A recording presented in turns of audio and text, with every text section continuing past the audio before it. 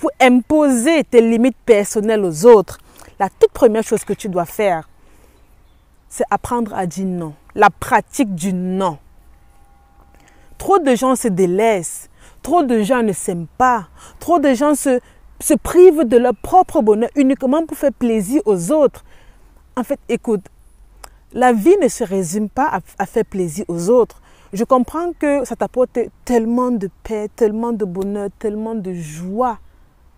À chaque fois que tu te délaisses, que tu te mets de côté pour pouvoir subvenir aux besoins de l'autre. Parce que l'autre va être tellement reconnaissant, l'autre va être tellement fier du fait que tu l'as assisté, l'autre va être tellement privilégié de dire que waouh, elle a eu du temps pour moi. En fait, tout le monde m'a délaissé, mais elle est la seule qui m'a aidé. Waouh, elle est tellement super, il est tellement extraordinaire. Mais n'oublie pas, lorsque tu le fais, c'est bien. Je t'encourage, je t'encourage vraiment à aider les autres.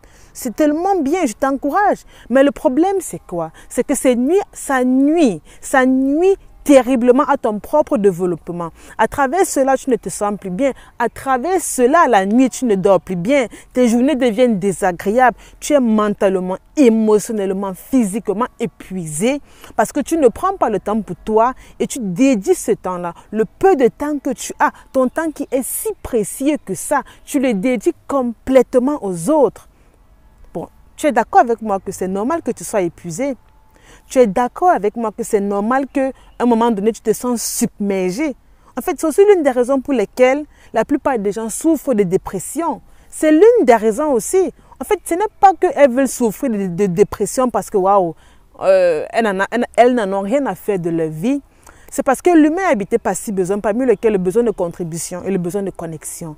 On veut toujours se connecter à l'autre. On veut toujours apporter quelque chose dans la vie de l'autre, d'où le besoin de contribution et de connexion.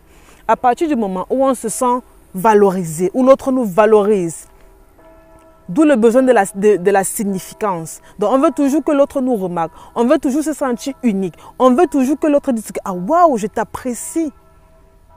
Donc, à travers ces différents besoins-là, on agit même parfois inconsciemment, on se délaisse uniquement pour être toujours en contact avec l'autre, d'où le besoin de connexion, aider l'autre pour que l'autre nous valorise, d'où le besoin de se sentir toujours remarquable, unique, appréciable, important. Parce qu'à chaque fois qu'on le fait, à chaque fois qu'on contribue aux besoins des autres, à ce moment-là, on considère que waouh, notre vie a un sens. Waouh, les gens me trouvent important. Les gens trouvent que wow, l'impact que j'ai dans leur vie est tellement significatif. Et c'est là le piège. Parce que lorsque tu le fais, à chaque fois, tu es tellement excessivement gentil. Et j'ai même entendu des gens dire que wow, je ne serai plus jamais gentil. Parce que ce qui est bizarre, c'est que ce sont les méchants qui finissent toujours par gagner. C'est ce que certaines personnes m'ont dit. Qu'ils en ont marre d'être gentils. Parce qu'à chaque fois, on les met toujours comme ça à l'envers. À chaque fois, c'est comme ça. Parce qu'ils se délaissent tellement pour pouvoir aider les autres. Et eux, en retour, lorsqu'ils ont réellement besoin d'aide, il n'y a personne. Personne n'est là pour eux. Vous savez pourquoi? C'est parce que les autres ont compris que vous-même, dans votre propre vie, vous vous délaissez tellement. Je vais vous raconter une anecdote. Il s'agit d'une connaissance à moi. En fait, il y a aussi, bref, dans sa classe, elle fréquente avec une fille. On va appeler la fille la Madame X. Et Madame X recherche un logement. En fait, elle a envie de déménager parce que où elle vit actuellement, ce n'est pas vraiment ça. Vous voyez, elle a envie de déménager. Du coup, ma connaissance à moi qu'on va appeler Vera, ma connaissance à moi qu'on appelle Vera, elle passait le temps à aller sur les sites, regarder s'il n'y a pas une nouvelle maison à louer quelque part. À chaque fois qu'elle voyait, elle envoyait le lien à Madame X. À chaque fois qu'elle voyait une nouvelle maison dans les alentours et tout, elle envoyait le lien à Madame X. Mais à chaque fois que Madame X ouvrait le lien, elle ne répondait jamais. De tous les liens que Vera avait envoyés à Madame X n'ouvrait jamais ces liens. Bref, elle ouvrait, mais elle ne répondait jamais. Lorsqu'elle ouvrait, elle disait « Ok, merci d'avoir envoyé tout. » Et ce qui est bizarre, c'est quoi? C'est qu'arrivée à l'école, elle passe le temps toujours à dire « Je cherche la maison, je cherche la maison. » Alors que lorsqu'on t'envoie les liens, Vera t'envoie les liens, tu vois, tu ignores. De base, tu n'as aucun problème avec Vera. En fait, je sais pas, tu vois, parce que Vera se soucie tellement d'elle. Vera se soucie tellement de Madame X parce qu'à chaque fois, elle venait dire à l'école que je cherche la maison, je ne vois pas, je cherche la maison, je ne vois pas. Vu que Vera est tellement gentille, elle est tellement gentille, elle avait donc décidé de, à chaque fois, lorsqu'elle voit les liens, elle envoie, elle voit les liens, elle envoie, elle voit les liens, elle envoie. À chaque fois qu'elle envoie les liens à Madame X ne réagit jamais. Elle dit que, je vous jure, je connais les personnes là en question. C'est parce que je ne peux pas prononcer les noms et tout. Elle voyait les liens. Pardon. Elle voyait les liens. Elle faisait vue ignorée. Ou bien lorsqu'elle voit, elle dit que ok, merci.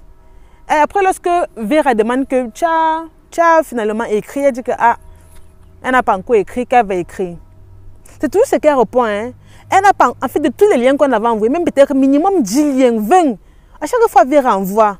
Elle demande que, est-ce que tu as déjà écrit au propriétaire pour voir si tu peux venir visiter la maison et tout. Elle dit qu'elle va le faire. Mais lorsqu'elle arrive en classe, elle dit toujours que je cherche la maison, je cherche la maison, je cherche la maison.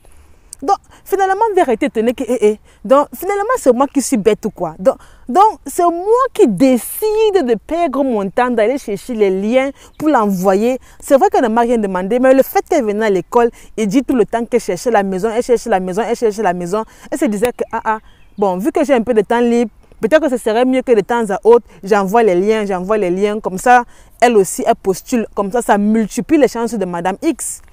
Madame X faisait vue ignorée. Jusqu'à ce que Vera a dit que, non, que c'est comme si je force l'amitié.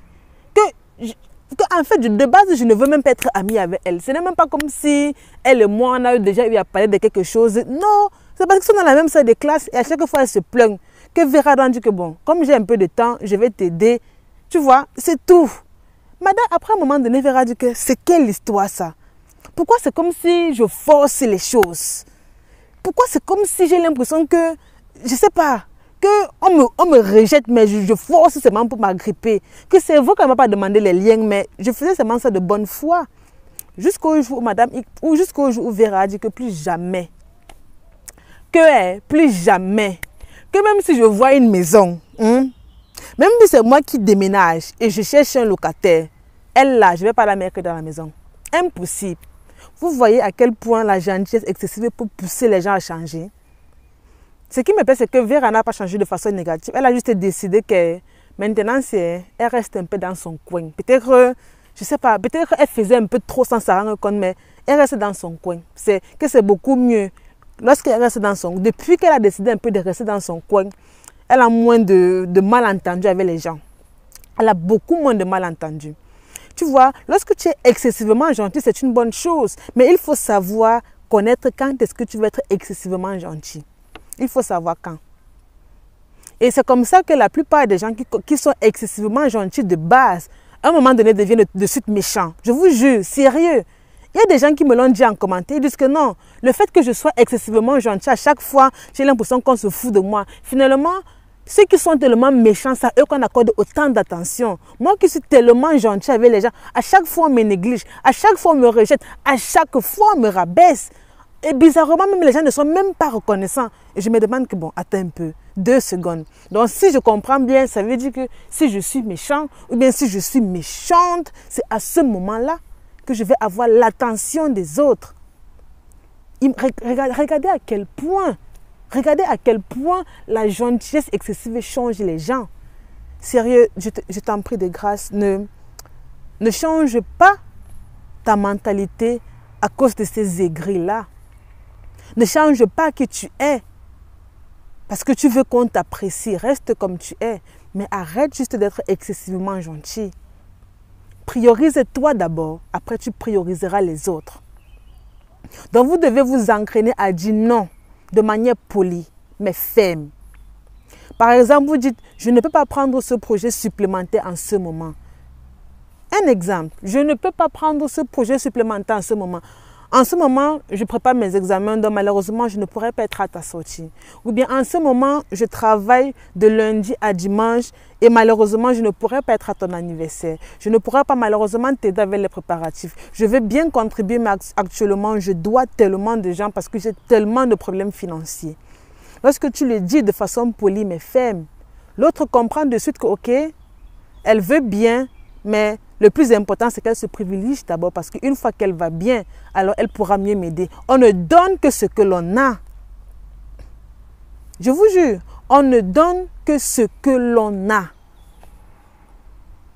Je pense que c'est une clé capitale pour ceux qui veulent apprendre à imposer leurs limites personnelles. Il faut apprendre à imposer vos limites personnelles. Vous allez vous en rendre compte que juste en disant non, lorsque vous ne pouvez vraiment pas, vous serez épargné de tellement de problèmes. Vous allez vous sentir tellement libre, tellement fier de vous, tellement apaisé. Je vous jure, quoi de mieux, quoi de beau, quoi de plus extraordinaire. Et je vous encourage fortement dans ce sens-là. Si vous avez des personnes dans votre entourage qui souffrent aussi de ce problème, qui ne savent pas imposer leurs limites personnelles, je pense que ça c'est la 3e vidéo que je tourne déjà sur comment imposer ses limites personnelles. Si vous avez des gens autour de vous qui sont excessivement gentils et en fin de compte sont devenus méchants, cette vidéo-ci les est dédiée. N'hésitez pas de les envoyer cette vidéo-ci. Et sur ce, merci de vous abonner, merci d'être toujours là, merci de me consacrer votre temps. Je ferai toujours de mon mieux pour pouvoir vous apporter de la valeur, pour rentabiliser ce temps-là que vous m'accordez. Je vous remercie tellement d'être extraordinaire. Je vous remercie vraiment d'être toujours là, de m'encourager. C'est un plaisir et un honneur pour moi de vous avoir. Prenez soin de vous et soyez heureux.